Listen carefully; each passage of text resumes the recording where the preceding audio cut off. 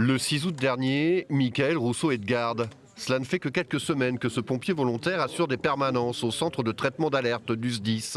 Et à 3 h du matin, cet appel. Oui, bonjour, je vous appelle, je suis avec ma conjointe, elle est en train d'accoucher, elle est sortie à Noyer, en direction de La Rochelle. Quand je décroche, que le monsieur commence par m'indiquer la situation et me dire exactement ce qui se passe, là, il y a plein de choses qui se passent dans ma tête, là.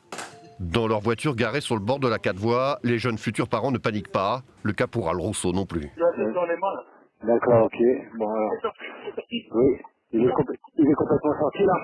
Il est sorti, il est avec moi. Le bébé est sorti, voilà, donc il l'a dans les mains. Et donc moi, la première chose que je lui demande, c'est est-ce qu'il respire? Est-ce qu'il pleure là? Pas encore. Vous mettez sa tête dans votre main, vous le retournez à la face contre votre main, et vous lui frottez un peu le dos, d'accord? Ils ont été sereins, ils ont appliqué les consignes tout de suite, et c'est ce qui a fait que ça s'est plutôt bien passé. Il y a des choses qui développent qu'il faut savoir. D'accord, ok. Glissez votre petit doigt un peu dans sa bouche, là, d'accord? Oui. Voilà, vous essayez un peu d'aspirer ce qu'il peut y avoir un peu dans ses narines, d'accord?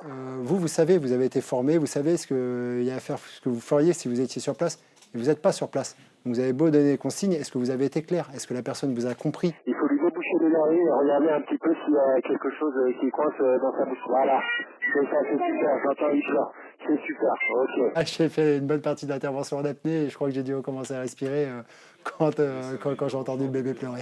Pour respecter l'intimité du jeune couple, qui d'ailleurs ne souhaitait pas témoigner aujourd'hui, le SDIS a attendu quelques mois avant de diffuser ce document audio. L'occasion de rendre hommage à tous ces pompiers dans l'ombre qui répondent à vos appels sur le 18.